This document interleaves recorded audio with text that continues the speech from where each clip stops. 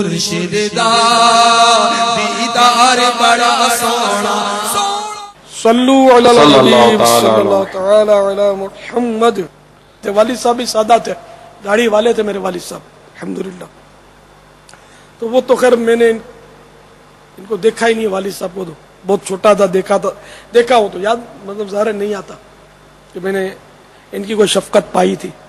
1.5-2 سال کا تھا, حج پر گئے تھے. اور پہلے تو حج پر بھی بڑی آسانی تھی نا, کہ وہ جس طرح حج بس کے گرد اپنے کھڑے ہوتے نا, اس طرح پہلے وہ ہوائی جہاز کے گرد کھڑے ہوتے تھے اور ہوائی جہاز کو رخصت کرتے تھے. تو اس طرح ہوتا تھا. اس پر مجھے وہ لال شال میں لپیٹ کر لے کر گئے تھے, مجھے بخار تھا. تو اس طرح وہ ہم والد صاحب کو حج پر چھوڑنے گئے تھے. یہ اس کا کوئی مجھے خاکہ ذہن میں ہے میرے کچھ نہ کچھ, جبکہ عمر اتنی تھی کہ آدمی کو یاد نہیں رہتا اس میں, لیکن یہ تھوڑا یاد رہ گیا مجھے بخار تھا. لال شال میں لپیٹ کر لے گئے تھے اور ہوائی جہاز تک ہم مطلب گئے تھے, اور یہ پتا تھا کہ والد صاحب حج کے لیے جا رہے ہیں. والد کو دیکھنا یا یہ سب یاد نہیں ہے مجھے, پھر آئے نہیں یہ یاد ہے. پھر جب ہوش سنبھالا تو پتا چلا کہ والد صاحب وہاں مطلب حج پر گئے تو مینا میں لو بہت چلی تھی, تو وہیں سے پھر لاپتہ ہوئے. تو اور مل نہیں رہے تھے جو ساتھ ان کے تھے دیگر حجاج, ان کے والد صاحب کے دوست وغیرہ, تو یہ پریشان تھے. تو ان میں وہ اعلی حضرت کے خلیفہ مولانا حشمت علی خان رحمت اللہ تعالی علیہ انہیں مل گئے ہوں گے. تو یہ حضرات جانتے ہوں گے ان کو کہ بزرگ نیک آدمی ہے.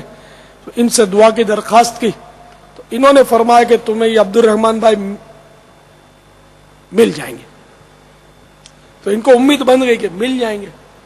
تو وہ مل بھی گئے. وہ جدہ شریف کے اسپتال میں جا کے ملے. مینا اور جدہ میں بہت فاصلہ ہے. مینا وہ جدہ شریف کے اسپتال میں تھے اور بس وہ فوت ہو گئے وہیں.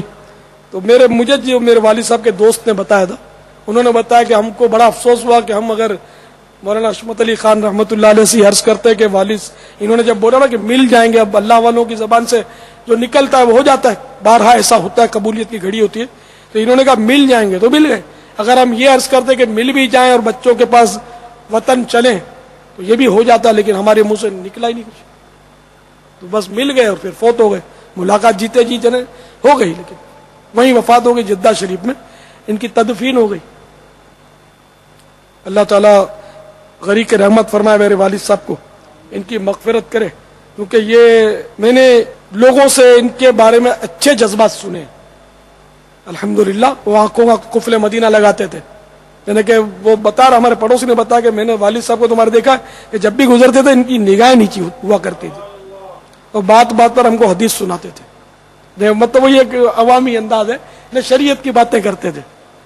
اور جب میں کولمبو گیا 79 میں, تو میرے خالو نے مجھے بتایا کہ تمہارے والد ہمارے, میں نے تمہارے کولمبو میں تھے نا میرے والد صاحب, نوکری کرتے تھے. ہم لوگ مطلب غریب لوگ تھے, متوسط لوگ تھے, بیچارے نوکری کرتے تھے.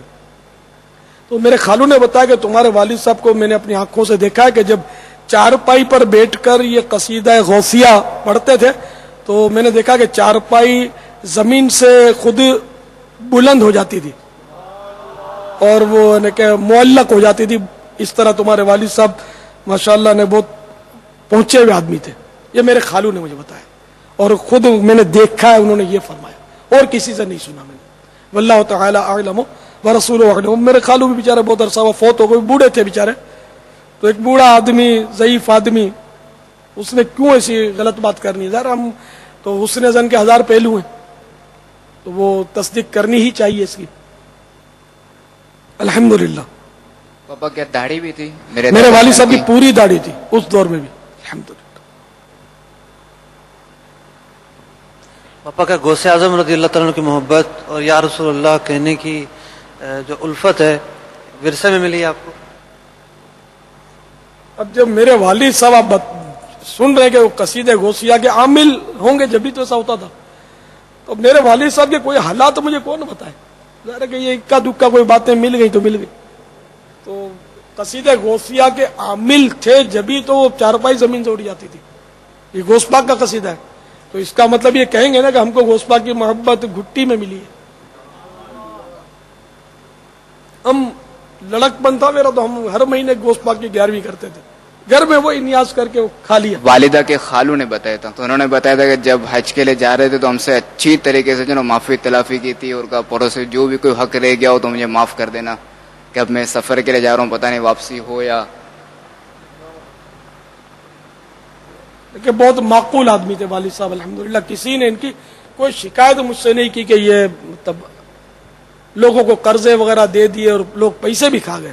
ہمارے بیچارے مطلب کوئی بچا بھی نہیں پائے، خاص کھا گئے لوگ. میں گھر میں بھی بہنوں سے بھی سنا تھا کہ مطلب والد صاحب بہت سادے تھے، بولے تھے پھسلا پھسلا کے لوگوں نے ان کے پیسے کھا لیے.